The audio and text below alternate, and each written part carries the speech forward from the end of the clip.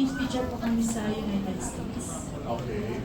So, nagtuturo ka sa US? Opo, nagbakasyon na po kami. Okay, so babalik ka ulit doon. Opo, this July 21st. So, how long have you been in the US?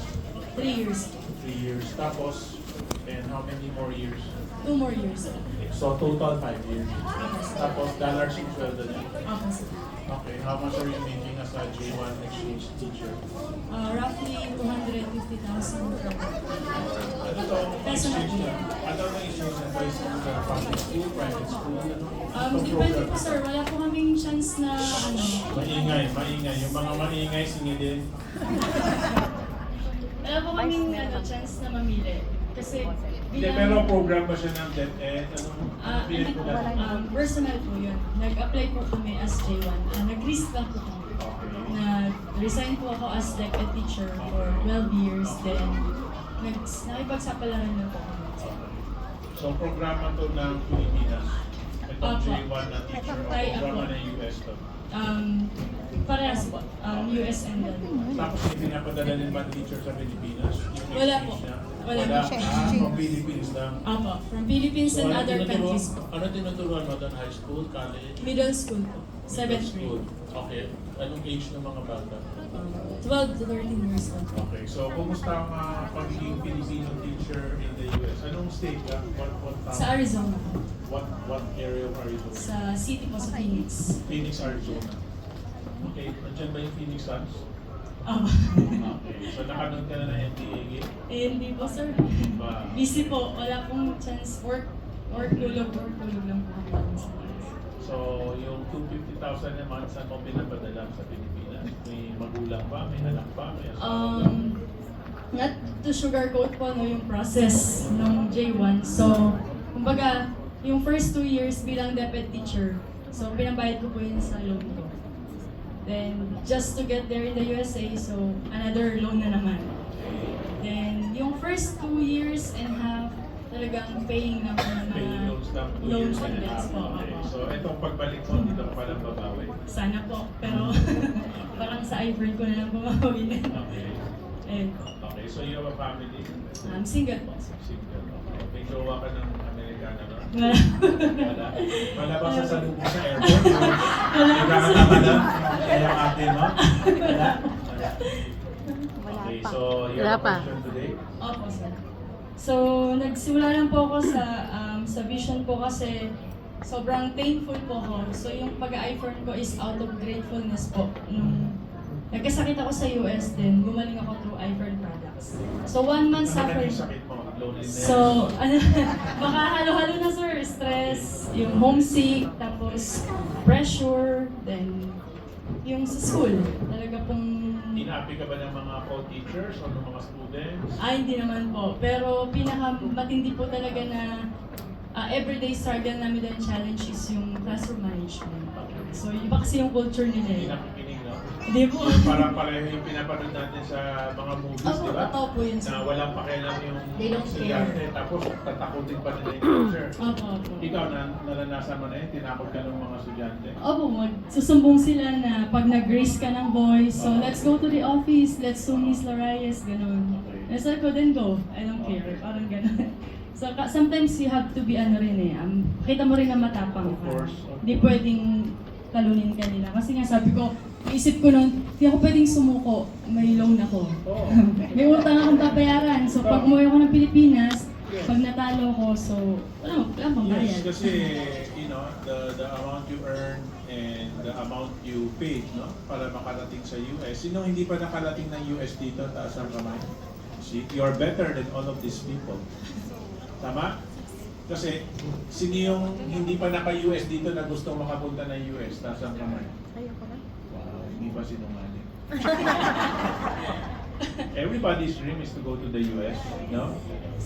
Not to work, but at least as a tourist, no? Even our top one, no? Alexis Asuncion. Every time we mention yun, ay, sir, yun yung dream ko.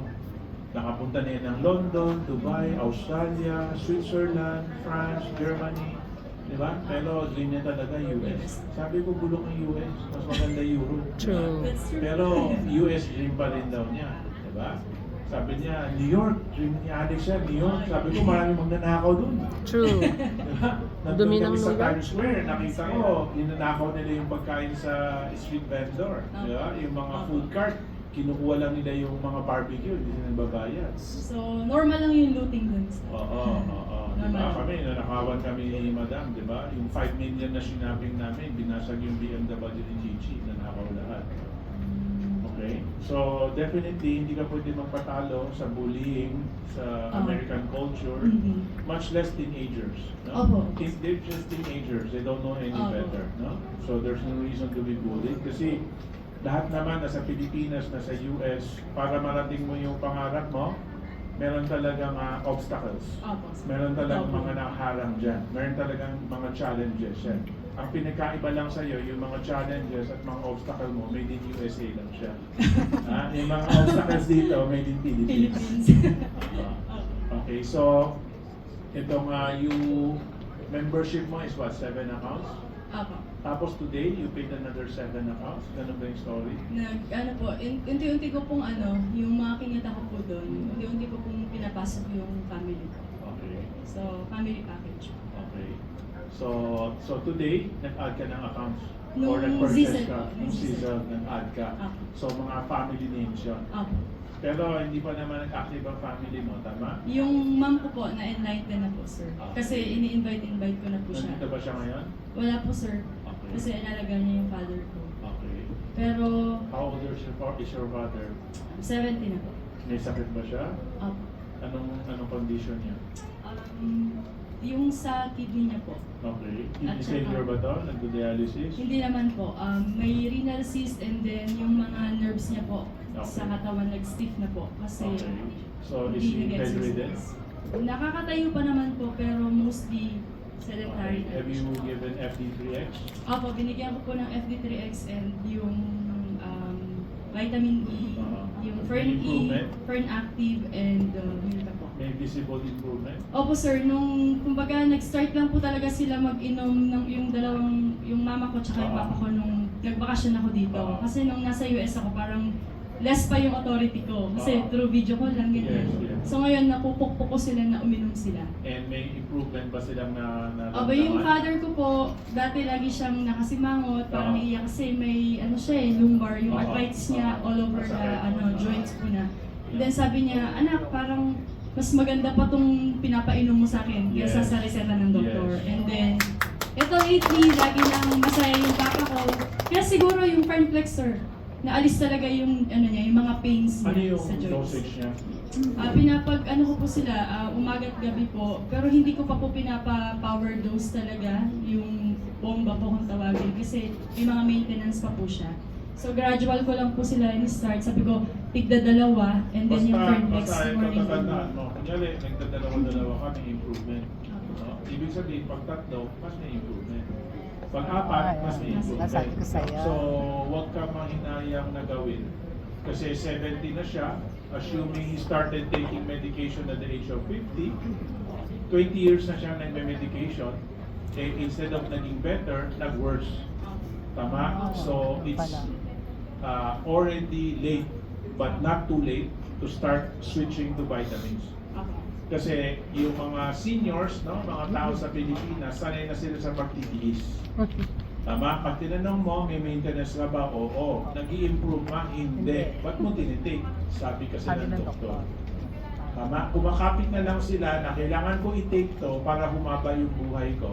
Pero sanay na sila sa pagtitiis na everyday masakit. Pero everyday tinitake. My message to you is hindi siya dapat masakit.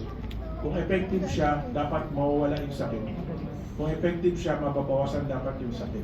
Kung effective siya, dapat ngingiti, hindi nakasimama. Totoo po. So it's already happening, no, to your father. Sa father ko po. Siyempre, kaya kailangan, my recommendation is to add dosage. Kahit na pa one capsule, pagka mas maganda yung improvement, dagdag ulit. Kasi para saan yung perang kinikita, magtitipid tayo, tapos ikli yung buhay ng loved ones natin.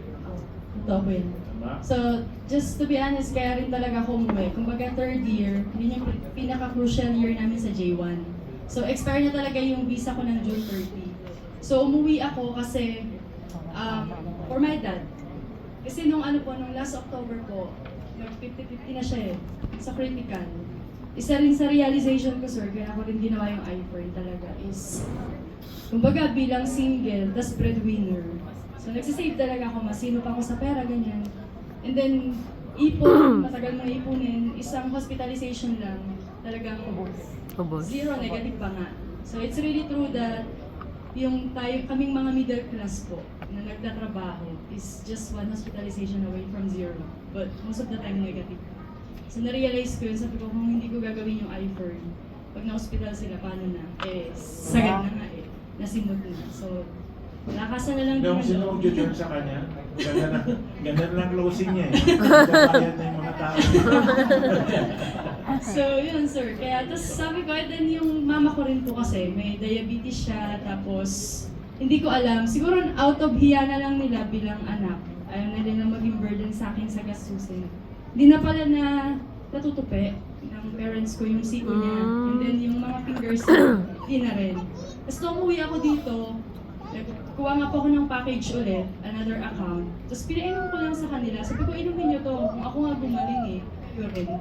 Tapos yun, after a week po, sabi ng mama ko, naunat niya na, natupi niya na yung mga fingers niya.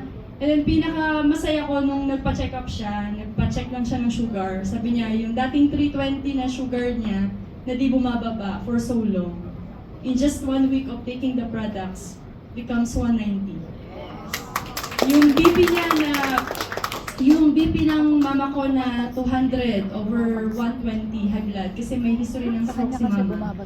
So nagpa-check din siya ng blood pressure niya from 200 to 210 na hindi bumababa, down to 140 in just 1 week. Kaya sabi ko, ayun naman pala eh, tuloy-tuloy. Kaya ngayon sir, maagap sila, masinop silang uminom ng Kasi pag vitamins.